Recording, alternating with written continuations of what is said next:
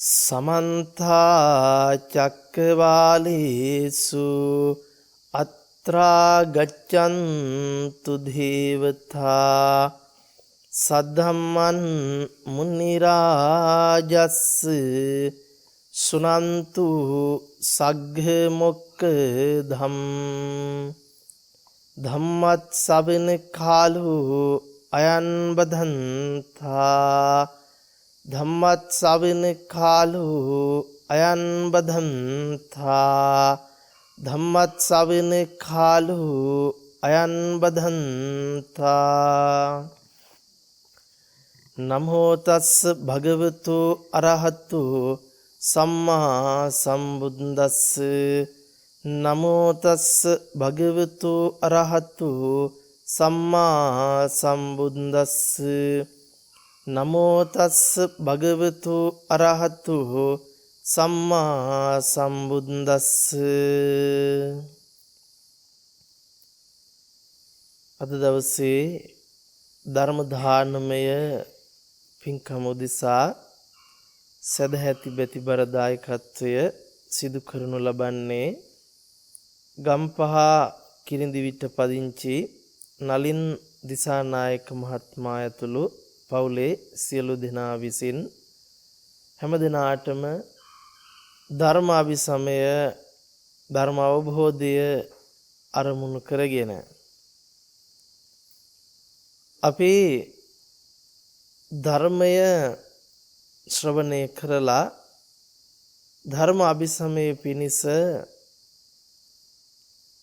බොහෝ දේවල් ජීවිත තුළ සිද්ධ කරනවා. අපි උපතින්ම බොහෝ පිරිසක් බෞද්ධ විච්ච වටපිටාවක ඉපදුණු නිසා નિરાයාසයෙන්ම භික්ෂුන් වහන්සේලා ඇසුරු කරගෙන පොතපත ඇසුරු කරගෙන තමන්ගේ ජීවිතයට ධර්මය කොහෙන් හරි මොනවා හරි එකතු කරගෙන තියෙනවා.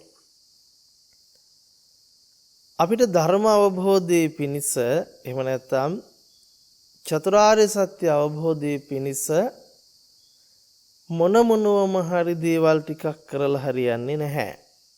චතුරාර්ය සත්‍ය අවබෝධයේ පිණිස භාග්‍යවතුන් වහන්සේ පෙන්වා වදාළ මාර්ග ප්‍රතිපදාවක් තියෙනවා. ඒකායන මාර්ග ප්‍රතිපදාවෙන් තොරව අපි වෙන මොනවා සිද්ධ කරගත්තත් ධර්ම අභිසමය ලබන්න පුළුවන් කමක් නැහැ. අපි මෙහෙම කල්පනා කළොත් භාග්‍යවතුන් වහන්සේ නමක් ලෝකෙ පහළ වෙන්නටත් පෙර ඉඳලා අපිට විවිධ සීල සමාදාන ක්‍රමයන් තිබිලා තියෙනවා. එතකොට සීලයක හික්මිච්චා ඉඳලා තියෙනවා. තමන්ගේ සිත කය වචනේ සංවර කරගෙන බණ භාවනාවල නිරත වෙච්ච යෝගීන් ඉඳලා තියෙනවා. ආලාර කාලාමල ගත්තත් උද්දකලාම පුත්‍රලා ගත්තත් නිගණ්ඨනාත පුත්‍රලා ගත්තත් සීලය මූලික කරගත්ත යම් ක්‍රමවේදයන් තුල හික්මිලා තියෙනවා. නව බුදුරජාණන් වහන්සේගේ ධර්මයේ තුල පවතින්නේ අපි වතක් විදිහට සමාදන් වෙන සීලයට එහා ගිහිල්ලා ඉන්ද්‍රිය සංවරයේ තුලින් අවබෝධයෙන් ලබන සීලයකට අවශ්‍ය කරන මාර්ගීය ප්‍රතිපදාව පෙන්වලා දෙන්න. අපේ ඒ ධර්ම අවබෝධය තුලින් ලබන සීලයට කියනවා ආර්යකාන්ත සීලය. ඒ ආර්යකාන්ත සීලයේ පිහිටපු කෙනෙක් නැවත කිසිම වෙලාවක සතර අපාගත වීමක් සිද්ධ වෙන්නේ නැහැ. ඒක තමයි විශේෂත්වය. එතකොට අපි කල්පනා කරලා බලන්න ඕන ධර්ම අභිසමයේ පිණිස ධම් අවබෝධයේ පිණිස බුදුරජාණන් වහන්සේ ලෝක සත්‍යා කෙරෙහි අනුකම්පාවෙන් දේශනා කොට වදාරන්නට යෙදුණු හේතුඵල ධර්මය කුමක්ද කියන එක. අපි බොහෝ දෙනෙක් මේ හේතුඵල ධර්මය සහ කර්මඵල ධර්මය අතර වෙනස හඳුනන්නේ නැහැ. අපි හිතනවා භාග්‍යතුන් වහන්සේ අපිට දේශනා කළා තියෙන්නේ හේතුඵල ධම තමයි. නමුත් අපි හේතුඵල ධම මොකක්ද කියලා හවම අපිට කියන්න පුළුවන්කම තියෙන්නේ කර්මඵලය ගැන පමණයි බොහෝ පිරිසකට. හේතුඵල න්‍යායට අනුව තමයි හේතුඵල ධම ක්‍රියාත්මක වෙන්නේ. හේතුඵල න්‍යාය අපි බැලුවොත් ඉමස්මින් සති ඉදන් හෝති ඉමස්ස උප්පාදා ඉදන් උප්පජ්ජති ඉමස්මින් අසති ඉදන් හෝති ඉමස්ස නිරෝධා ඉදන් නිරුජ්ජති. මේ ඇති කල්හිම මේ වේ, මේ උපදීමෙන් මේ උපදී, මේ නැති කල්හි මේ නොවේ, මේ නූපදීමෙන් මේ නූපදී. එතකොට මේ හේතුඵල දහමේ තියෙන විශේෂත්වය තමයි එතන අපිට කතා කරන්නේ මේ වර්තමානය ගැන. මෙය ඇති කල්හිම මේ වේ. එහෙම නැතුව පෙර මොකක් හරි දෙයක් නිසා මේක උනාය දැන් උනාය කියන එක නෙවෙයි. අපිට මේ වෙලාවේ දුක හට ගන්නවා නම් මේ වෙලාවේ හටගන්න දුකට හේතුව වෙන කවුරුවත් නෙවෙයි. මේ වෙලාවේ සකස් වෙන අවිද්‍යාව. මේ වෙලාවේ අවිද්‍යාව පවතින නිසායි මේ වෙලාවේ දුක සමුදය වෙන්නේ. පෙර මොකක් හරි එකක් නිසා අපි දුක එනවා කිව්වොත් අපිට දුක දුරු කරන්න බැරි වෙනවයි. අයි පෙරට අපිට යන්න බැහැනේ දුක දුරු කරන්න. එහෙනම් මේ වෙලාවේ දුක සමුදය වෙනවා නම් දුක සකස් වෙනවා නම් මේ වෙලාවේ දුක සකස් වෙන්න හේතුව තමයි මේ වෙලාවේ පවතින අවිද්‍යාව. අපි හිතනවා අපේ මට්ටමේ ඉඳලා මේ වෙලාවේ අපිට හිතමු කියන් රෝගාබාධයක් තියෙනවා කියලා.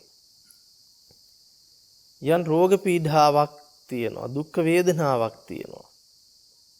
ශාරීරික ආබාධයක් තියෙනවා. කාගෙන් හරි බැනුම් අහන්න සිද්ධ වෙනවා. ඒ අපි හැම දෙයක්ම දිහා බලලා එකපාරටම අපි කියන්නේ මොකක් කියලාද? අපි කියන කර්මය කියලා. අපි කර්මය කියලා හිත හදාගත්තට අපිට එතන විදර්ශනාවක් වැඩෙන්නේ නැහැනේ. කර්මයෙන් කියලා හැමදේම අපි කර්මයට බාර දෙනවා. කර්මය කියලා අපි කිව්වා කියලා සක්කාය දිට්ඨිය දුරු වෙන්නේ නැහනේ. අනේ කර්මය කියලා කිව්වා කියලා අපිට ධර්ම අවබෝධය ලැබෙන්නේ නැහනේ. ඒක කර්මයට කර්ම ඵලයට අනුකූලව හරි වැරදි නෑ.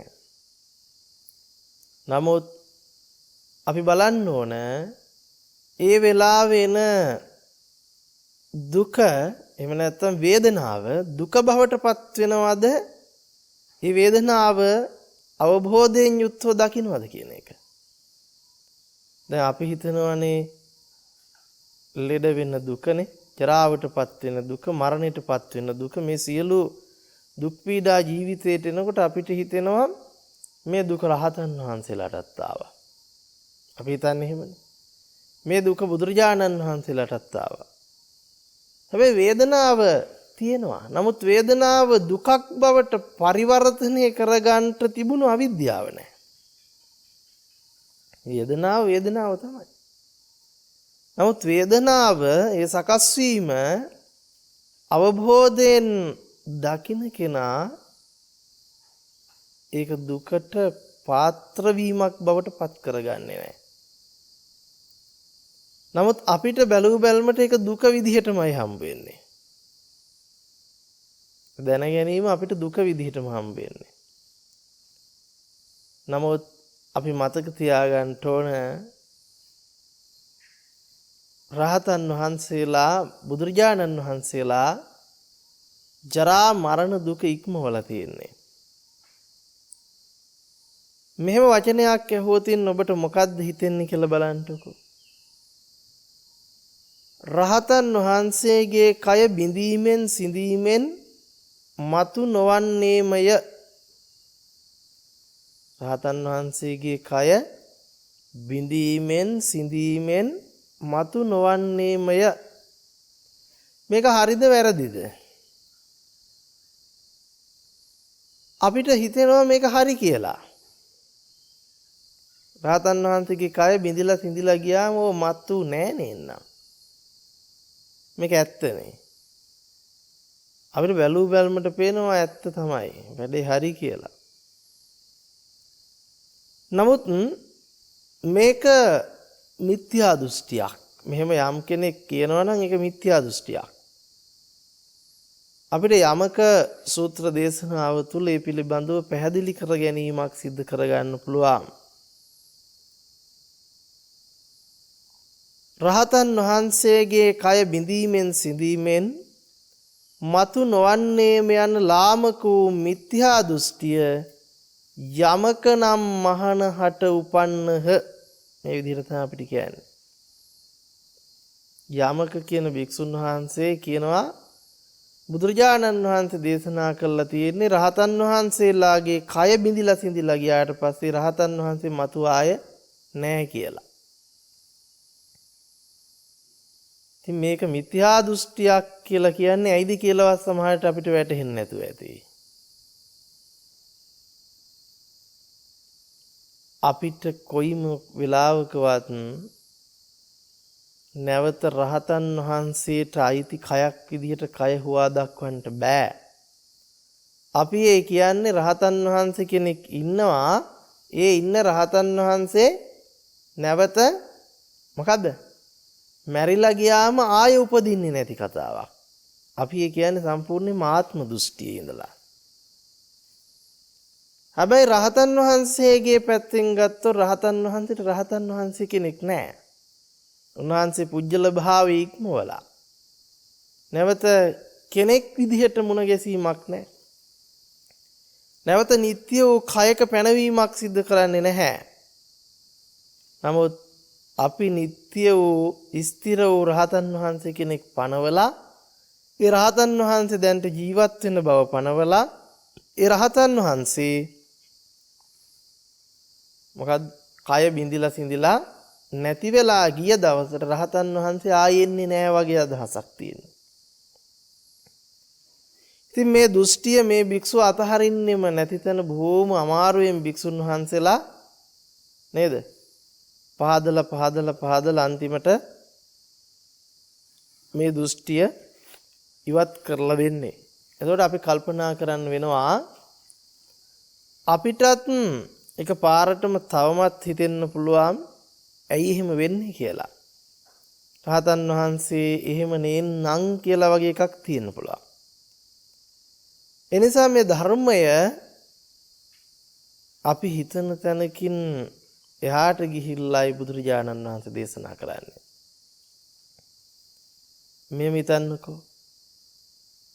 ජාතිපි දුක්ඛා ජරාපි දුක්ඛා ව්‍යාධිපි දුක්ඛෝ මරණම්පි දුක්ඛං ප්‍රියේහි විප්පයෝගෝ දුක්ඛෝ අප්‍රියේහි සම්පයෝගෝ දුක්ඛෝ යම්පි ඉච්ඡන්න ලබති තම්පි දුක්ඛං සංකිට්ඨේන පංච උපාදානස්කන්ධා දුක්ඛාති. එතකොට අපි මතක තියාගන්න වෙනවා ඉපදීම කියන දුක, ජරාවට පත්වීමේ දුක, ව්‍යාධියට පත්වෙන දුක, මරණ දුක, ප්‍රියයන්ගෙන් වෙන් වෙන දුක, අප්‍රියයන් හා එක්වෙන දුක, යමක් කැමති පරිදි නොලැබීමේ කියන මේ දුක හටගන්නේ වෙන මොකක්වත් නිසා නෙවෙයි. මේ දුක අපිට මුණ ගැහෙන්නේ සංසිත්තවම කියනවා නම් පංච උපාදානස්කන්ධය තුල. අපිට දුක හටගන්නවා නම් හටගන්නේ රූප වේදනා සංඥා සංකාර විඥාන පහට අසු වීම තුල. රූප වේදනා සංඥා සංකාර විඥාන පහ පිළිබඳව පවතින අනවබෝධයමයි දුක කියලා කියන්නේ. එහෙනම් අපි අවබෝධ කරගන්න වෙනවා සංසිප්තවම කිව්වොත් පංච උපාදානස්කන්ධයමයි දුක කියලා කිව්වනේ. ඒත් පංච උපාදානස්කන්ධය තුලින් තමයි අපිට මාව මුණ ගැහෙන්නෙත් මම සම්බන්ධකම් ගනුදෙනු පවත්වන ලෝකෙ මුණ ගැහෙන්නේ. එතකොට ඒ තුල තමයි අපිට මගේ විච්ච අම්මා තාත්තා දුව පුතා ඥාති හිත මිත්‍රාදීනොත් මං කරගත්ත ලෝකයක් හම්බ වෙන්නේ. ඒතර මේ මං කරගත්ත ලෝකය ඇතුලේ තමයි ඔබට දුක පවතින්නේ. ඒ නිසා අපි ලෝකේ කියලා කිව්වට අපි දැනගන්න ඕන ලෝකේ කියන්නේ මොකක්ද කියලා. ලෝකේ කියලා කියන්නේ පංච උපාදානස්කන්ධෙට. පංච උපාදානස්කන්ධයෙන් තොරව ඔබට ලෝකයක් නැහැ. ඔබ සෑම සියලු ගනුදෙනුවක්ම කරන්නේ පංච උපාදානස්කන්ධය තුල. පංච උපාදානස්කන්ධය දුක. පංච උපාදානස්කන්ධයේ සකස් වීම දුකේ සකස් වීම. පංච උපාදානස්කන්ධේ නොහට ගැනීම දුකේ නොහට ගැනීම. පංච උපාදානස්කන්ධය නොහට ගැනීමට තියෙන මාර්ගයේ පිළිවෙත තමයි දුක නොහට ගන්නට තියෙන මාර්ගයේ පිළිවෙත. මෙහෙම කිව්වම සමහර විට අපිට තේරෙන්නේ නැහැ පංච උපාදානස්කන්ධය කොහොම අපි හිතනවා මේ තියෙන ලෝකේ ඉන්න මට මම මොකක් හරි දෙයක් ලෝකෙත් එක්ක කරන ගනුදෙනුවක් තමයි මේ පංච උපාදානස්කන්ධය කියන්නේ කියලා. අපිට හිතෙන්නේ බැලුමට ලෝකේ තියෙන ලෝකේ මං ඉන්නවා. ඒ තියෙන ලෝකේ ඉන්න මම රූප බලනකොට, සද්ද අහනකොට, ගන්ධ විඳිනකොට, රස විඳිනකොට, ස්පර්ශ විඳිනකොට ඇති වෙන එකක් තමයි පංච උපාදානස්කන්ධය කියලා. අපි බොහෝ වෙලාවට එහෙම තමයි ඒක වටහාගෙන තියෙන්නේ. නමුත් ඇත්තම කතාව එහෙම අපි වටහා ගන්නට හේතුව තමයි මේ පංච උපාදානස්කන්ධය පිළිබඳව අපිට පවතින අනවබෝධය. අපිට මෙහෙමත් ඇහෙනවනේ තවමත් ඇහෙන්නේ නැද්ද කියලා බලන්නකෝ. මේ පංචස්කන්ධය පොළවට දිරලා පස් වෙලා යනවා කියලා වචනයක් ඇහෙනවද නැද්ද? ඉතින් එතකොට අපි තාම ඉන්නේ බහුතරයක් පංචස්කන්ධය කියලා කියන්නේ ශරීරයට කියන අර්ථයෙන්. පංචස්කන්ධය පොළවට දිරලා පස් වෙලා යනවා කොහොම අපි සාදු කියනවා. ඉතින් පංචස්කන්ධය අපි අරගෙන බැලුවොත් කවුරු හරි දැක්කද විඥානයේ දිරලා පොළවට පස් වෙන විදිහ? වේදනාව, සංඥාව, සංඛාරය.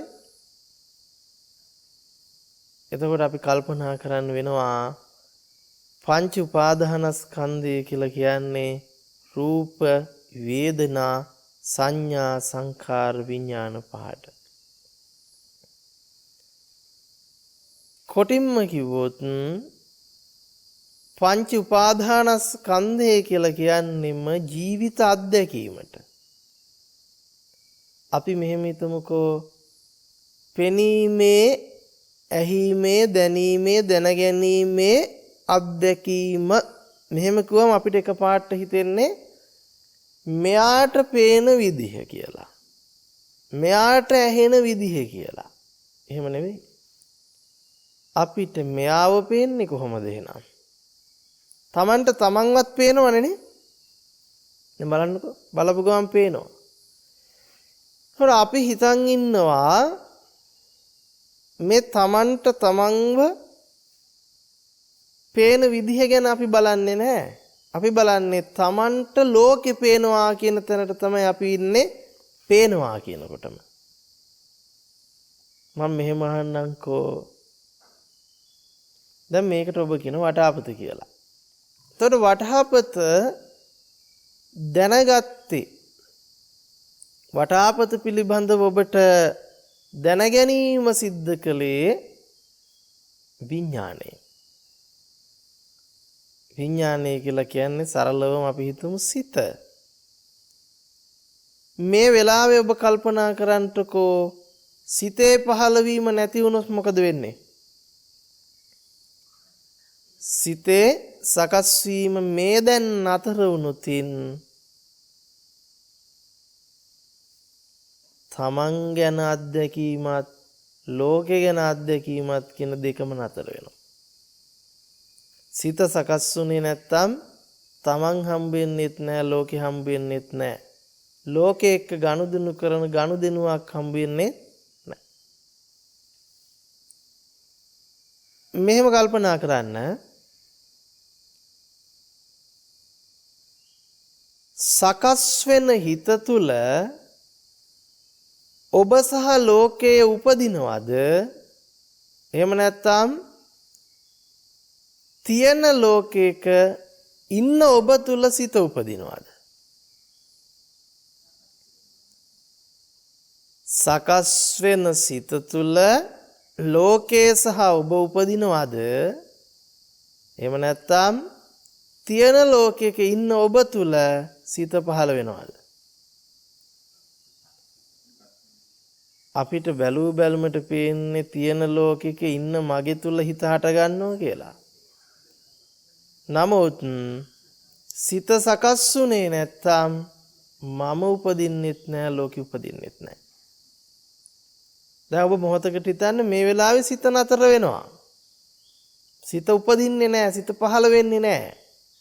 සිත පහළ වුණේ නැත්තම් ලෝකයේ අත්දැකීමත් ඉවරයි.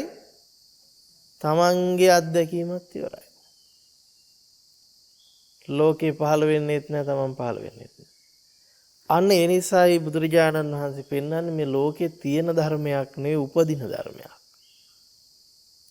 සිත උපදින ධර්මයක් නම් සිත මූලික කරගෙන අනිත් උපදින සියල්ල උපදින ධර්ම බවට පත් වෙනවා. සිතේ සකස් වීම තුල තමයි අපිට ලෝකේ පහළ වීම කොටින්ම කිව්වොත් අපි එකට කියනවා විඥානයේ සකස් වීම එක තමයි නාම රූප අධ්‍යක්ීම කියලා. මොකද්ද නාම රූප අධ්‍යක්ීම කියලා කියන්නේ? ඔබට හිතන්නකෝ දැන් සිත පහළ වුණේ නැත්තම් රූපේ පිළිබඳ හඳුන ගන්නට පුළුවන් ද නාම ධර්මතා ටිකකින්? බෑනේ. මේ අසවලා මේ අසවල් දෙය මේ අහවල් දෙය කියලා හඳුනා ගැනීම දැන ගැනීම කරන්න බෑ. එහෙනම් අපි තේරුම් ගන්න වෙනවා සිතේ සකස් වීම ලෝකයේ සකස් වීමයි. සිතේ සකස් වීම පුජ්‍යලයාගේ සකස් වීමයි. ඔන්න එහෙමනම් අපි තේරුම් ගන්න ඕන සිත ඉපදෙන තැන අපිට දෙපැත්තක් නිර්මාණය වෙනවා. මොකද දෙපැත්ත? මමයි ලෝකයයි. ඒකට හේතුව තමයි අපි ඒ සිතේ සකස් වීමට ඒ සකස් වෙන ආකාරය අනුව නම් කරගන්නවා කොහොමද?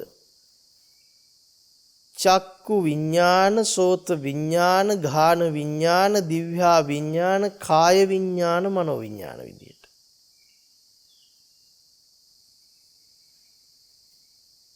එතකොට ඒ සිතෙන් පණවනවා මොකද්ද? පෙනෙන්නේ මට, ඇහෙන්නේ මට, දැනෙන්නේ මට, දැනගන්නේ මම. තොර පෙනීම පෙනීමක් වෙලාද අපිට? පෙනීම මට පේන දෙයක් වෙලාද? පෙනීම මට පේන දෙයක් වෙලා. පෙනීම පෙනීමක් නෙවෙයි, පෙනීම මට පේන දෙයක්. ඇහිම ඇහිමක් නෙවෙයි, මට ඇහෙන දෙයක්. දැනීම දැනීමක් නෙවෙයි, මට දැනෙන දෙයක් වෙලා. කොටින්ම කිව්වොත් මේ මිතන්ට මේ දැන් සකස් වෙන සිත නැත්තම් මන් ලෝකෙ දිහා බලනවා කියලා දැනගන්න විදිහක් නැහැ. මොහොතකට හිතන්ට අතීතයේ ඉඳලා මේ වෙනකන් ජීවිතේ තිබුණු මතකය මකන්නකෝ. මැකුණා කියලා හිතන්නකෝ කිසිම මතකයක් දැන් මේ වෙනකන් නැහැ අතීතය ගැන. දැන් ලෝකෙ දිහා බැලුවොත් ඔබට තියෙයිද මම අහවලා මම දකින්නේ අසවල් දේය කියලා මතකයක් මෙනෙහි කරන්න. එහෙම එකක් නෑ. මේකට මෙන්න මෙහෙම උපමාවක් ගලප ගන්න පුංචි දරුවෙක්ව සිහි කරගන්නටකෝ. දැන් ඉපදිච්ච පොඩි දරුවෙක්. ඒතොර දැන් ඉපදිච්ච පොඩි දරුවෙක්ව සිහිපත් කරගන්නට කියනකොට ඔබ කොහොමද සිහිපත් කරන්නේ? අම්මා කෙනෙක්ගේ මව් කුසෙන් ලෝකෙට එළිය දැකපු පුංචි අතපය තියෙන පුංචිම පුංචි තොටිල්ලක තියලා ඉන්න දරුවෙක්ව තමයි ඔබ මෙනෙහි කරගන්නේ. නමුත් මං කියන්නේ එහෙම මෙනෙහි කරන්න කියලා නෙවෙයි. ඔබ දරුවාගේ මානසික මට්ටම තුලට එන්න. දැන් ඒ දරුවා දන්නවද මං අම්මගේ මව් කුසෙන් ඉපදුනේ? මම මනුස්ස ලෝකෙට ඇවිල්ලා ඉන්නේ. මට තියෙන්නේ පුංචි අතපය 4ක්. මට අම්මෙක් ඉන්නවා තාත්තෙක් ඉන්නවා. මම මේ ශ්‍රී ලංකා දීපේ ඉපදිලා තියෙන්නේ. මං තොටිල්ලක තියලා තියෙන්නේ. එතකොට මගේ අම්මා තාත්තා මෙහෙම කෙනෙක් ධනවතෙක් කුලවතෙක් බලවතෙක්. මං අහවල් ජාතියේ මං අහවල් කුලයේ මේ මොකුත් තියෙනවා. මේ කිසිම දෙයක් දන්නේ නැහැ. කොටින්ම කිව්වොත් දරුවට දරුවවත් හම්බ වෙනවද? දරුවට දරුවා හම්බ වෙන්නේ නැහැ. දරුවට දරුවා පිළිබඳ සංඥාවක් නැහැ. ඔන්න එහෙමනම් එතනට අපිට කියන්න පුළුවන් දිට්ඨ සුත මුත විඤ්ඤාත. පෙනීමක්. ඇහිම. දැන් හැඩ කරන්න පුළුවන් ද පෙනීම සුදු පාට කියලා මතක් වෙනවද දරුවට? නිල් පාට, කොළ පාට, රතු පාට, අහවල් එක, රත්තරන්, රිදී, මුතු මැණික් මේ මොකද? සංකල්ප නැහැ. සද්ද ඇහිමක් දැන් තියනවාද? මිනිස් හඬ, කොටි හඬ, බලු හඬ, සිංහ හඬ, කුරුළු හඬ මෙහෙම එකක්. ඇහිම. එහෙනම් ඔන්න පුංචි දරුවගේ මානසික මට්ටම කුමක්ද කියලා බැලුවොත් අපි බලන්න එපා නැවත එතන දරුවෙක් ඉන්නවා කියන සංඥාවෙන් ඒකට හේතුව දරුවගේ ලෝකේ දරුවව නැති නිසා. අපිට තමයි දරුවා හම්බ වෙන්නේ. නමුත් දරුවට දරුවව හම්බ වෙන්නේ නැහැ. මට මම මේ උපමාව ගත්තේ මව් කුසෙන් ඉපදිච්ච දරුවෙක් කියන නිත්‍ය සංඥාව පිළිලා දරුවා එහෙනම් නිවන් දැකලාද කියන අහන තර්කේ ගේන්න නෙවෙයි දරුවා නිවන් දැකලාද කියලා ඔබ අහන්නේ නිත්‍ය වූ සංඥාවෙන් දරුවෙක් පනවගෙනනේ. දරුවෙක් ඇත කියන සංඥාව තුළ ඉඳලානේ ඔබ දරුවා නිවන් දැකලාද කියලා අහනවා නම් අහන්නේ. ඒ නිසා මේක උපමාවක්. ඒ උපමාවට ඇවිල්ලා බලන්න කියන්නේ දැන් අපිට තියෙන දේ තමයි අපිට තියෙන දෘෂ්ටි කාන්තාරේ කොච්චරද කිව්වොත් මොකක් හරි උපමාවක් කිව්වම බණ අමතකයි. දරුවා නිත්‍ය වෙලා. එහෙනම් මේ දරුවා නිවන් දැකලා තියෙන්න එපයි නේද? අපි මේ විදිහට තමයි කතා කරගන්නේ. එතකොට මේ පුංචි දරුවා නිවන් දැකලාද? එතකොට අර කියපු හේතුඵල ධමත් අමතකයි නේ? පටිච්චසමුප්පාදෙත් අමතකයි. දැන් දරුවා හම්බ වෙලා. දරුවා නිත්‍ය වෙලා. ඒක පෙනීමක් නෙවෙයි ඔබට. දැන් මොකක් කළාද? පුංචි මව් කුසෙන් ඉපදිච්ච දරුවා ස්ථිර කරගෙන. අන්න නිත්‍ය සංඥාවට බැල දැන් අහනවා දරුවා එහෙමනම් නිවන් දැකලා තියෙන්න එපයි. ඒ විදිහට තමයි ඔබ බුදුරජාණන් වහන්සේ ගැන දකින්නේ. ඒ විදිහට තමයි ඔබ රහතන් වහන්සේලා ගැන දකින්නේ. නිවන් දැකපු රහතන් වහන්සේ නෙමෙයි ඉන්නේ. දැන් නිවන් දැකපු රහතන් වහන්සේනේ කය බිඳිලා සිඳිලා ගියාම ඉපදෙන්නේ නැහනේ. අන්න ඒක තමයි මිත්‍යා දෘෂ්ටියක් කියලා කිව්වේ. ඒක ලාමක වූ මිත්‍යා දෘෂ්ටියක්. අපිට නොතේරෙන විදිහට අපි අහුවෙන තැන. මොකද ඒ වෙලාවට අපිට බුදුහාමුදුරුවෝ කියලා නිත්‍ය සංඥාවට ආවට අපිට අමතකයි මේ පංච උපාදානස්කන්ධය අත්දැකීම බව. ඒ නිසා එවැනි තර්කයකට යන්න ඕන නැහැ. ඒ තර්කයේ බොහොම ලාමක වූ තර්කයක්. ඒක මිත්‍යා දෘෂ්ටික දැක්මක් තුළ ගේන තර්කයක් පමණයි. ඒ නිසා මම ඔබට කියන්නේ දරුවාව මවා ගන්නට කියලා නෙමෙයි දරුවගේ මානසික මට්ටමට ඔබපත් වෙන්න කියලා. එහෙම නැතුව දරුවෙක් ඉන්නවාය ඒ දරුවට ලෝකෙ හම්බ වෙන විදිය බලන්න කියලා නෙමෙයි කියන්නේ. දරුවගේ පැත්තේ ඉඳලා බැලුවොත් දරුවට දරුවා හම්බ වෙන්නේ නැහැ. ඒක තමයි අත්දැකීම. දැන් මේ වෙලාවෙත් ඇත්තම කතාව ඔබට ඔබව හම්බෙන්නේ නැහැ. ඔබට තියෙනවා දැන් සංකල්ප වලින් මොකද්ද? කෙස්, ලොම්, නිය, දත්, සම්, මස්, නහර, ඇට මිදුළු වලින් සමන්විත අසවල් කාලෙක ඉඳලා ලෝකේ ජීවත් වෙච්ච මේ දේවල් ඉගෙන ගත්ත මේ නම්බුනාමෙන් තානාන්තරයෙන් යුක්ත මාව කියලා ගොඩ නගපු දෘෂ්ටියක් තියෙනවා. ඔකයි ප්‍රශ්නේ.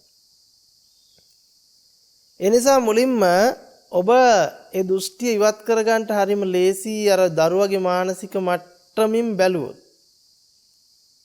එහෙම නැත්නම් මෙහෙම බලන්න පුළුවන්. කෙස් කියලා අපි මෙනෙහි කරලා බලනවා කෙස් කියලා මෙනෙහි කරපු වචනේ පැත්තක තියන්න. ඊට පස්සේ අපිට කියන්න වෙන්නේ කෙස් කියලා දැනගත්තේ විඥාණයෙන්. ඒ විඥාණයෙන් දැනගත්තේ නාම රූප අධ්‍යක්ීම. කියන්නේ මේ වෙලාවේ සකස් වෙච්ච සිත තුළින් අපිට මොකද්ද කළේ? අපිට ඒ රූපේ පිළිබඳ දැන ගැනීම සිද්ධ කරලා දුන්නා. ඒ සිත ඇති කල්ලිම එහෙම නැත්නම් විඥාණය ඇති කල්ලිම ලැබපු ඒ නාම රූප අධ්‍යක්ීමක්. කෙස් කියන රූපාකාරයත් ඒ පිළිබඳ වේදනා සංඥා සංකාර ටිකත් මේ දැන් සකස් වෙච්ච සිත තුළින් අත්දැක්කා. එහෙනම් අපිට සිද්ධ වෙනවා මේ දෙතිස් කුණුපේම වෙන් කළා බැලුවොත් එකින් එකට බැලුවොත් අපිට පුජ්‍යලයක් නෙවෙයි හම්බ වෙන්නේ විඥානේ නාම රූප අධ්‍යක්ීමක් විතරයි. විඥානේ නාම රූප අධ්‍යක්ීමක්. එතකොට මේ විඥානේ නාම රූප අධ්‍යක්ීම කවුරු කරලාද? මම කරලා. මුළු ලෝකෙ මොනවා බලා ගියත් විඥානයේ නාම රූප අධ්‍යක්ීම. එතකොට ඒ විඥානය අතීතෙන් එන එකක් නෙවෙයි දැන් මේ වෙලාවේ සකස් වෙන සිත ආපු තැනක් කියන්න පුළුවන්. යන තැන ආපු තැනක් කියන්න බෑ යන තැනක් කියන්න බෑ. මේ දැන් තිබුණා කියලා අල්ලගන්න හැදුවත් අල්ලගන්න බෑ ඊට කලින් ඒක ඉක්මිලා ඉවරයි. ඉක්මිච්ච තැන හොයාගෙන ගියොත් කාටවත් ඒක හම්බ වෙන්නේ නැහැ. ඒ නිසා අපි කියනවා ඒක නිත්‍ය ධර්මයක් නෙවෙයි. නමුත් අපි අනිත්‍ය දකින්නේ කොහොමද? අපි අනිත්‍ය දකින්නේ කාලාන්තරයක් තිස්සේ තිබුණු දෙයක් කැඩි බිඳි වෙනසි නැසි යනවා කියලා. එහෙමනේ අපි අනිත්‍ය දැක්කේ. එතකොට ඒ අනිත්‍ය නෙමෙයි දැකලා තියෙන්නේ නිට්ටය. දැන් මේ හිතන්නකෝ අපේ පාංශකූලකදී බණට ඇහිලා නැද්ද මෙහෙම? මේ ජරා මරණ ධර්මතාවයෙන් කිසිවෙකුට මිදිය නොහැකි ඒකාන්ත වශයෙන්ම ජරා මරණය උරුම කරගෙනයි ඇවිල්ලා තියෙන්නේ. මේ ජරා මරණය සදාතනිකයි ජරා මරණය ස්ථිරයි කියලා අහලා නැද්ද? අහලා තියෙනවද? ඒකාන්ත වශයෙන් ජරා මරණයටපත් වෙනවාමයි. අවිද්‍යාව තියනකන් කතාව හරි. අවිද්‍යාව තුළ ඉන්නකන් ජරා මරණ නිට්ටයයි. ජරා මරණ ස්ථිරයි. කොටින්ම කිව්වොත් ජීවිතය ඔබට හම්බ වෙනකම් ඒ ජීවිතය වෙනස් වෙනවා. කියන්නේ ජීවිතය කියන්නේ ඔබට පුජ්‍යලය හම්බ වෙනකම් ජීවත් වෙන පුජ්‍යලය හම්බ වෙනකම් ඒ පුජ්‍යලයාගේ වෙනස් වීම ඔබට දකින්න පුළුවන්. ඒ පුජ්‍යලයා වෙනස් වෙවි ගිහිල්ලා මරණයටපත් වෙන විදිහ ඔබට දකින්න පුළුවන්. ඒක තමයි ලෝකේ පැවැත්ම. ඒ නිසා අපි මේ ලෝකේ පැවැත්මට කියනවා ජීවිතං අනියතං මරණං නියතං කියලා. ලෝකේ පැවැත්ම තුළ ගත්තොත් අනිත්‍ය වූ ජීවිතයක් පවත්වගෙන ගිහිල්ලා මරණයටපත් වීම ඔබට නියත වෙනවා. නමුත් හේතුඵල ධම පැත්තෙන් ගත්තොත් ජරා මරණං භික්ඛවේ අනිච්චං. අන්න බුදුරජාණන් වහන්සේ පෙන්නනවා ජරා මරණය අනිත්‍ය වූ ධර්මයක්. නමුත් අපි අර ජීවිතං අනියතං මරණං නියතං කියපු ලෝකේ පැවැත්මේ කොටස අරගෙන කියන මේ බුදුහාඳුරුවෝ කියලා තියෙන්නේ. ජරා මරණය නියතයි කියලා. ඒතකොට මේ බුදුරජාණන් වහන්සේමනේ දේශනා කරන්නේ ජරා මරණං භික්ඛවේ අනිච්චං කියලා. මේ බුදුරජාණන් වහන්සේට වැරදිච්ච ස්වභාවයක් නෙවෙයි මේ තියෙන්නේ. දේශනා කරපු දේ අපිට වටහා ගන්නට බැරි විච්ච ස්වභාවය. ඔබට ජීවිතේ හම්බ වෙනකන් කියන්නේ විඥානයේ නාම රූප අත්දැකීම ජීවිතයේ විදිහට කෙනෙක් විදිහට දරා ගන්නකන් ඒ ජීවිතේ වෙනස් වීම ඔබට දකින්න පුළුවන්. දැන් ඔබෙන් මම මෙහෙම අහන්නම්කෝ. ඔබ දැන් කණ්ණාඩියක් ළඟට ගිහිල්ලා බලලා මෙනෙහි කරනවා අනේ මං අවුරුදු 20 දී මෙහෙම හිටියේ. දැන් මගේ කෙස් ටික ඉදිලා කොහොම හරි 20 පෙනුම ගන්න නම් ගන්න ඕන නැත්තම් හරි නෑ වගේනේ. ඒ හරි නෑ වගේ ඒක තමයි අපේ මානසික මට්ටමේ හැටි. ඒක තමයි විඥානේ හැටි. අපි කැමති නෑ. මොකටද? අපි කැමති නෑ යථාර්ථය දකින්න. දැන් අපි මෙහෙම හිතමුකෝ. ඔන්න දැන් කෙනෙකුගේ කෙස් ඉදිලා, හැම රැලි ගහයිලා දත් හෙල්ලෙනවා. මේ විදිහට තියෙන කෙනෙක් කණ්ණාඩි ළඟට ගිහිල්ලා බලලා තරුණ කාලෙ මෙනෙහි කරලා හිතනවා අනේ මට දෙයියනේ දැන් මෙහෙම වෙලා. මේක කොහොම හරි වහගන්න ඕන. නමුත් ඔබ හිතන්ට ඒ කණ්ණාඩි ළඟට ගිහිල්ලා බලා ඉන්නකොට අතීතයේ ඉඳලා මේ වෙනකන් තිබ්බ මතකෙ මැකෙනවා. දැන් දන්නවද නාකි වෙලා කියලා? දැන් දන්නවද කෙස් ඉදිලා කියලා? දැන් දන්නවද දත් හෙල්ලෙනවා කියලා? මෙහෙම එකක් දන්නේ නැහැ. දැන් සාපේක්ෂ කරන්ට එකක් නැහැ. කලින් මෙහෙමයි දැන් මෙහෙමයි කියලා. ඒතකොට ඇත්තටම ඔබ දුක් වෙන්නේ කෙස් ඉදිච්ච නිසාද කියලා බලන්නකො. හැම රැලි ගහිච්ච නිසාද කියලා බලන්නකො. දත් හෙල්ලෙන නිසාද කියලා බලන්නකො. දුක එන්නේ නැහනේ. නෑ. දුක එන්නේ කලින් එහෙම තිබුණා දැන් මෙහෙම වෙලා මට කියලා ගත්ත දෘෂ්ටිය නිසා. එහෙම නැත්නම් එතනට ගිහිල්ලා බැලුවොත් පෙනීමක්. පෙනීම දිරන්නේ නැහනේ. පෙනීම සකස් වෙන්නේ මේ වෙලාවේ ගොඩ නැගෙන සිතත් එක්ක සිත ඉපදිච්ච තැන පෙනීම සකස් වෙනවා. ඒතකොට දිත්තේව දිත්තමත්තම් භවිස්සති. පෙනීමක්. නව පෙනීම අපිට කෙස්සුණා මදිවට මය කෙස්සුණා. එහෙම මදිවට මොකක් කරයි? මය කෙස් වලට මෙහෙම වෙලයි කියන දෘෂ්ටියේ දැඩිසේ බැහැගත්තා. ඔබ මෙහෙම හිතන්නකෝ. එතකොට ඒකට තමයි අපි කියන්නේ නිත්‍ය සංඥාවෙන් ලෝකය අල්ල ගන්නවා. එහෙමනම් ජරා මරණය නිට්ටයද අනිත්‍යද? අනිත්‍යයි කියලා කියන්නේ. ජරා මරණය කියන්නේ ස්ථිර ධර්මයක් නෙවෙයි. ජරා මරණය කියන්නේ ඔබට හම්බෙන්නේ පංච උපාදානස්කන්ධයට බැහැගත්තාම. දිරලා කියලා හම්බෙන්නේ සාපේක්ෂව පංච උපාදානස්කන්ධේ නිට්ටය සංඥාවෙන් ගත්තමද නැද්ද? ගත්තට පස්සේ. නැත්තම් ඒක පෙනීම මාත්‍රයක්. විඥානේ නාම රූප අධ්‍යක්ීමක්. ඒතර විඥානේ නාම රූප අධ්‍යක්ීම දිරන්නේ නැහනේ. දිරන්නේ මොකද්ද එතකොට? දිරන්නේ ඔබ අර සාපේක්ෂව හිතාගත්ත දෘෂ්ටිය තමයි දිරීම ඔබට මොන ගස්සන්නේ. ජරා මරණය ඔබට ගෙනල්ලා දෙන්නේ කවුද? සාපේක්ෂ දෘෂ්ටිය. දැන් සියල්ල අනිත්‍ය විච්ච ලෝකයේ නේ? සියල්ල අනිත්‍ය විච්ච පංච උපාදානස්කන්ධ ලෝකයේ සියල්ල කිව්වම රූප වේදනා සංඥා සංකාර විඥාන පහන. ඒක නිට්ටය නෑනේ. මේ වෙලාවේ සකස් වෙන රූප වේදනා සංඥා සංකාර විඥාන පහේ අත්දැකීම අතීතෙන් ආවෙත් නැහැ අනාගතයට යන්නෙත් නැහැ. වර්තමානයේ නිට්ටය විස්තරව පවතින්නෙත් නැහැ. ඔන්න අනිත්‍යයි. නමුත් ඔබට වෙලා තියෙන්නේ ඒ අත්දැකීම ඇත්ත කරගෙන දෙයක් කරගෙන මගේ කරගෙන නිත්‍ය සංඥාවට බහැලා දිරීම නිත්‍ය කරගෙන. දැන් ඔක්කොම අනිත්‍යයි හැබැයි දිරීම නිත්‍යයිනේ. ඔක්කොම අනිත්‍යයි කෙස් ඉදෙන එක නිත්‍යයි. දැන් නම් ඒක නිත්‍ය නෑ. ඒක ඉදෙන්න දෙන්නෙම නෑනේ. ඉදුණු බව පෙන්වන්නේ. එතකොට ඔන්න කල්පනා කරලා බලන්න අතීතයේ ඉඳලා මේ දක්වා සාපේක්ෂ වාදයකින් තමයි ඔබ මොකද්ද කරන්නේ? ජරා මරණේ භුක්ති විඳින්නේ. මම විච්ච, මගේ විච්ච, මගේ අම්මා විච්ච කෙස් ගහේ දිරීම තමයි ඔබට දුක ගෙනල්ලා දෙන්නේ. දැන් මෙහෙම කල්පනා කරන්නකෝ. ඔබ කියනෝනේ මරණය දුකයි කියලා. එහෙනම් ඇයි ප්‍රභාකරන් මැරිච්ච දවසේ කිරිබත් කල රතිඤ්ඤ දැම්මේ දුකයි නා? එහෙනම් ඔන්න කල්පනා කරලා බලන්න ඔබට වෙලා තියෙන්නේ පෙනීම කියන කාරණාව අභිබවලා ගිහිල්ලා ඒකට බැහැගෙන ඒක ලෝකේ බවට පත් කරගෙන තියෙනවා.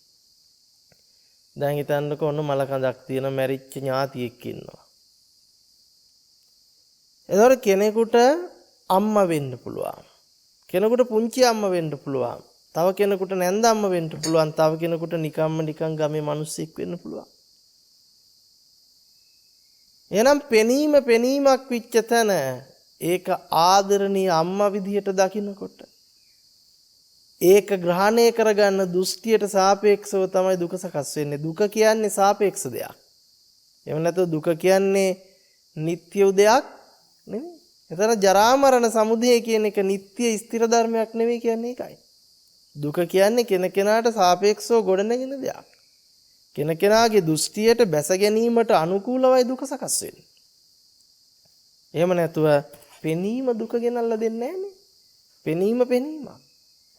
පෙනීම නෙවෙයි දුක ගෙනල්ලා දෙන්නේ. පෙනීම එක්කලා ඔබ දෘෂ්ටිගත වෙන විදිහටයි දුක සමුදය කරලා දෙන්නේ. එහෙම නැතුව කවදාකවත් රත්තරන් බව කිව්වේ නැහනේ. මුතුමැණික් කියලා කිව්වේ නැහනේ. ତොර රන් රිදී මුතුමැණික් කියන පණව ගැනීම කාගේද? මේක අපි පණවගත්ත පණව ගැනීම. තොර පෙනීමක් විච්ච තැන ඒක රත්තරන් කරගෙන ඒකට වටිනකමක් දීපු නිසායි රත්තරන් අහිමි වෙනකොට දුක. එහෙනම් ඇත්තම කතාව රත්තරන් අහිමි වීමේ දුක නෙවෙයි මේ තියෙන්නේ. පෙනීම රත්තරන් බවට පරිවර්තනය කරගත්ත මුලාව නිසායි දුක එන්නේ. ඒකයි මම ඔබට කියන්නේ ඔබ මොහොතකට හිතලා බලන්න. මුළු ලෝකේ ඉන්න හැමෝම මිය පරලොව ගිහිල්ලා ඔබ විතරක් ලෝකේ දැන් ඉතුරු වෙනවා කියලා. ලෝකේ ඔක්කොම මැරිලා ගිහින් ඔබ විතරයි ලෝකේ ඉන්න එකම එක්කනා. දැන් ලෝකේ ඉන්න එකම එක පුජ්‍යලයා ඔබ. දැන් ලෝකේ තියෙන සියලු ධනස්කන්ධේ අයිතිකාරයා කවුද? තමයි. දැන් ඩොලර් වලින් මොනවද කරන්නේ? ඔබ විතරයි ඉන්නේ. ඊට පවුම් යූරෝ රුපියල් දැන් මොනවද කරන්නේ මේ වගේ? දැන් හොද්දි හදන්නද මැල්ලුම් කන්නද? ඔබ ලෝකේ තනි වෙලා බැලුවොත් ඔබට තීරෙයි එදාට දැනේ ලෝකේ තුට්ටුවකට ලෝකේ වටින්නේ නැහැ කියලා. දැන් ඔබ රත්තරන් ගෙනල්ලා රත්තරන් කන්දක් යට විලා මැරෙයිද? රත්තරන් ගෙනල්ලා කිලෝ 20ක් විතර බෙල් එල්ල ගනීද දෙකට නැමෙනකන්? දැන් කාට පේන්න එල්ලන්නද? දැන් නිකන් තුට්ටුවකට වටින්නේ නෑ දැන් රත්තරන්. ඔබ ලෝකේ තනි වුණාම. ලෝකේ වටිනකම බිඳුවට බහිනවා. ඇත්තම කතාවත් ලෝකේ වටිනකම බිඳුවයි තමයි. අපිට මොලේ මැලේරියාව හදවලා තමයි තියෙන්නේ මේ සම්මත ලෝකෙන්. අපේ අම්මා තාත්තගේ ඉඳලා ගුරුවරුන්ගේ ඉඳලා වැඩිහිටියන්ගේ ඉඳලා ඥාති හිත මිත්‍රාදීන්ගෙන් ඉඳලා මේ මොලේ කචල් වෙන මුලාසහගත දැනුම තමයි අපිට පොවන්නේ. ඇත්ත කියලා දෙන්නේ නැහැ කවුරුත්. දැන් බැලුවොත් මේ ශාසනයට ඇතුළත් වෙන්න දරුවෙක් අනේ මගේ දරුවා උඹ ඵලයන් මේ ශාසනයට මේ මුලාවෙන් ගැලවිලා මේක අවබෝධ කරගෙන ඊතර වියම් මගේ පුතේ මගේ දුවේ කියලා කියන අම්මෙක් නැහැ. එහෙම කියන්නේ කොහොමද? උඹ පුළුවන් තරම් මේ ලෝකේ තියෙන පට්ටපල් බොරු ඔක්කොම ඉගෙනගෙන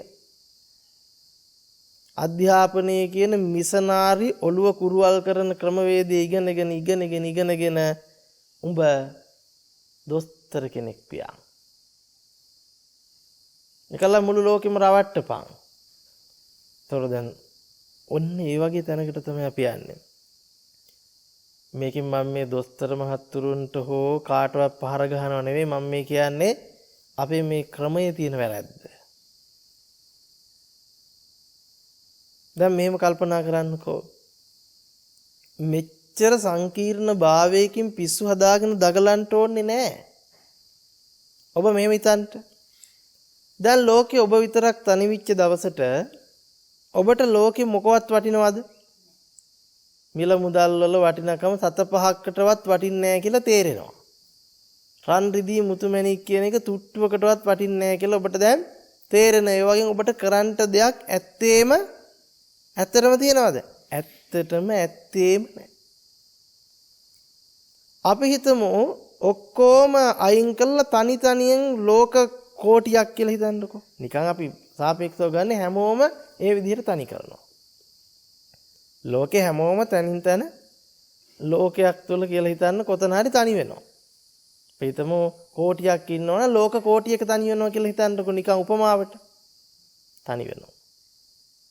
එහෙම තනි වුණාට පස්සේ තේරෙනවා රන් රිදී මුතුමැණික් මිල මුදල් කියන සියල්ල බොරුවට දාපු වටිනකම් මිසක් ඇත්ත නෙමෙයි. දැන් මේ වයින් කරන්න දෙයක් නැහැ. දැන් එයාට තියෙන අවශ්‍යතාවයක් ආහාර ටිකක් ඕනේ. ඒ මොකටද? ඒත් ඕන මේ බඩගින්න නිසා. බඩගිනි වේදනාව නිසායි කෑම කන්නේ. පිපාසය ක්ලාන්තිය නිසා වතුරු ටිකක් ඕන. රෝගාබාධයක් ආවොත් ඖෂධයක් ඕන. ඊට පස්සේ බැලුවොත් මැසි මදුරුවන්ගෙන් වැස්සෙන් නව්වෙන් පින්නෙන් සීතලෙන් ආරක්ෂා වෙලා ඉන්න ශරීරේ වහගන්න රෙදි කෑල්ලකුයි ඉහට වහලකුයි ඕන. ඔච්චරයි ඕන. අපිට ධර්මයේ කියනවා චීවර පිණ්ඩපාත සේනාසන ගිලම්පස. සිව්පසේ ඕන වෙන. ඉන් එහාට දැන් බලන්නකො තනිවිච්ච මිනිස්සයාට මොනවද ඕනි කියලා? දැන් ඕනේද මොනවා හරි? අලංකාර කරන්න, විසිතුරු කරන්න, කාට හරි දැන් කොටින්මකෝ කොණ්ඩේවත් පීරන එකක් නැහැ. ඇයි? කාට පේන්නද පීරන්නේ?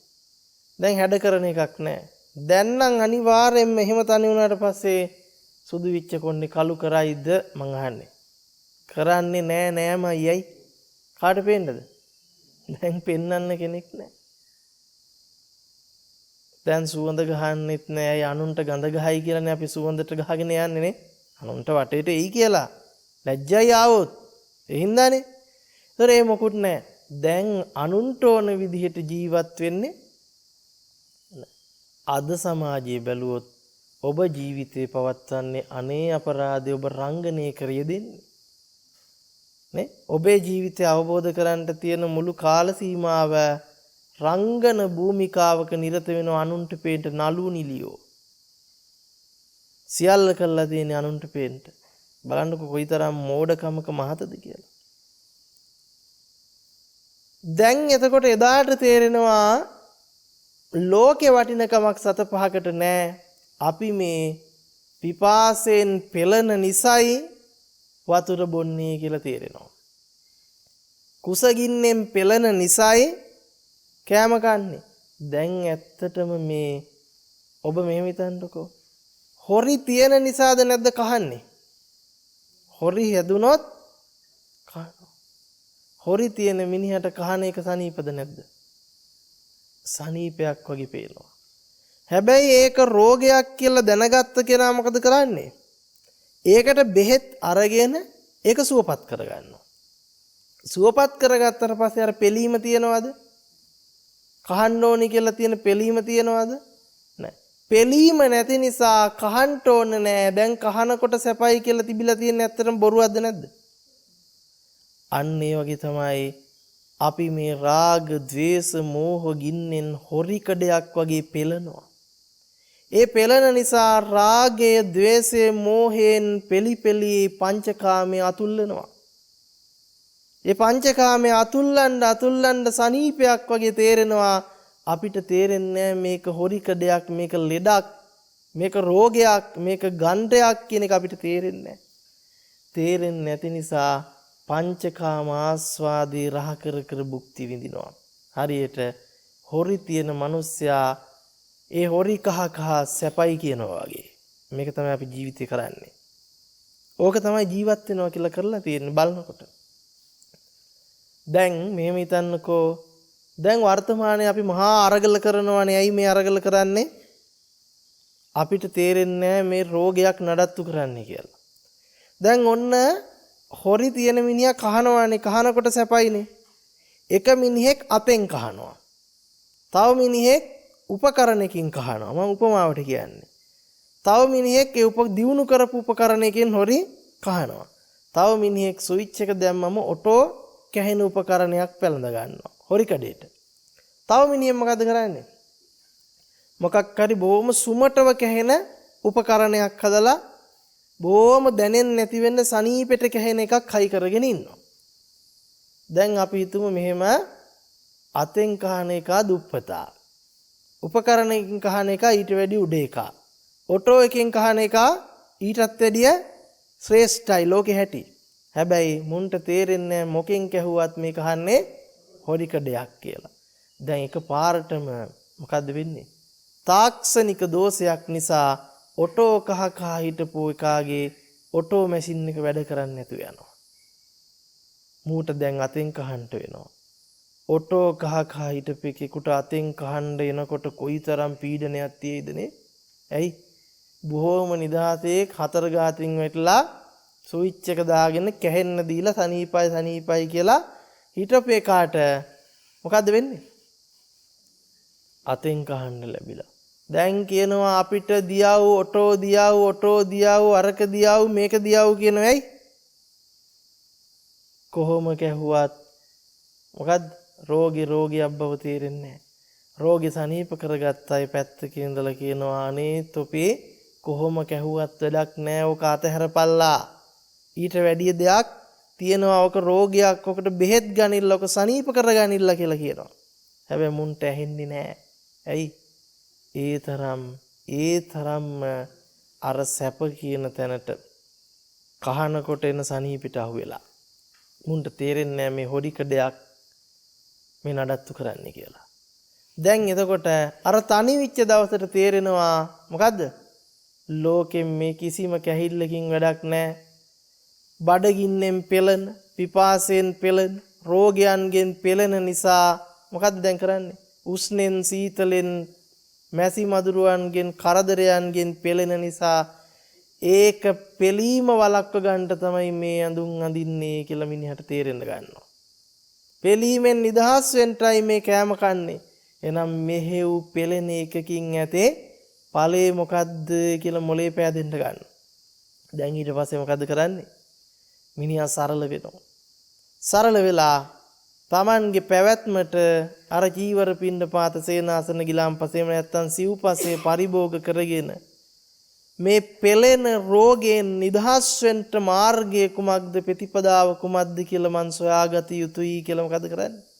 ආධ්‍යාත්මික සුවේට ධර්ම අවබෝධය ලබන්නට තියෙන මේ හොරිකඩේ සනීප කරගන්නට තියෙන මාර්ගයේ ප්‍රතිපදාව හොයන්නම වෙනවා. එවැනි යුගයක් තමයි අපිට ඈත අතීතයේ තිබිලා තියෙන්නේ. ඒ නිසායි මේ මිනිස්සු මොකද කරේ? Tamanගේ අවශ්‍යතා ටික ගම ඇතුළේ ඉෂ්ට සිද්ධ කරගත්තා. දැන් හිතන්නකෝ. කෝටියක් ඒ විදිහට තනි වෙලා එකට කරලා ගෙනල්ලා දැම්මොත් උන්ට දැන් තේරෙනවා ඇත්ත මෙන්න මේකයි. උන් දැන් මොකද කරන්නේ? Tamanට අවශ්‍යතා ටික සපුරගෙන එකිනෙකා අතර සහයෝගයෙන් මේ ටික බෙදාගෙන බොහොම සරලව ධර්මයේ මූලික කරගෙන මේකෙන් ගැලවෙන්න මාර්ගය හොයනවා. ඉතින් මේක බොහොම සෝචනීය තත්වයක්.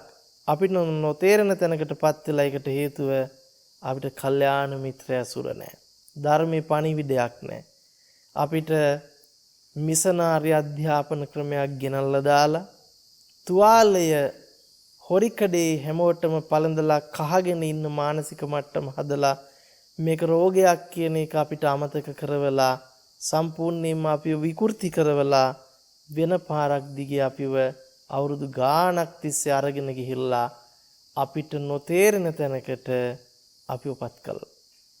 ඉතින් අපිට පැයක පුංචි කාල සීමාවක් තුළ මේ සියලු කරුණු කාරණා සාකච්ඡා කරන්නට පුළුවන් කමක් නැහැ. අපි ඉදිරියේදී ධර්ම සාකච්ඡා තුළින් ජීවිතයත් ධර්මයත් කොහොමද ගලපගන්නේ? ධර්මානුකූලව කොහොමද මේ සියලු ප්‍රශ්න වලින් නිදහස් වෙලා ලෝකෙ පෙළුණත් ඔබ ධර්මානුකූලව බොහොම යහපතින් යුක්තව හික්මෙන්නේ කියන කාරණාවන් මූලික කරගෙන ධර්මයට අනුකූලව සාකච්ඡාවන් සිදු කරන්නට අපි ඉදිරියේදී බලාපොරොත්තු වෙනවා. විශේෂයෙන්ම අද දවසේ ධර්ම දානමය පින්කම අපි හැමදෙනාටම උතුම් ධර්ම අභිසමයේ පිණිසම හේතු වේවා, උපකාර වේවා කියන ප්‍රාර්ථනාව සිදු කරනවා. විශේෂයෙන්ම ධර්ම දානමය පින්කම උදෙසා සදැහැති බැතිබරිදායකත්වය සිදු කරනු ලැබුවේ ගම්පහ කිරිඳිවිට පදිංචි නලින් දිසානායක මහත්මයා ඇතුළු පවුලේ සියලු දෙනා හැම දිනාටම නිදුක් නිරෝගී සුවපත් භාවයත් ධර්ම අභිසමයත් පිණිසම හේතු වෙත්වා කියන ආශිර්වාදය සිදු කරනවා. ඒ වගේම මීට වසර 9කට පෙර පරලෝව සැපත්තම මෑණියන් වන අයිරංගනී කරුණාරත්න මෑණියන් හා පියාණන් වනේ දිසානායක මහතාටත් වර්ග પરම්පරාගත මිය පරලොවගේ සියලුම ඥාති වර්ගයාටත් මේ පින්පෙත් අනුමෝදන් කරමි. අනුමෝදම්ම වෙත්වා. ධර්ම ශ්‍රවණාබිලාසී හැම දිනාටම උතුම් ධර්ම අභිසමයේ පිණිසම හේතු වේවා, උපකාර වේවා, ප්‍රඥා පෞරක් පාරමිතාවක් බවටම පත්වෙත්වා කියලා සාදු කියන්න. හැම දිනාටම තෙරුවන් සරණයි. යහපතක්ම වෙත්වා.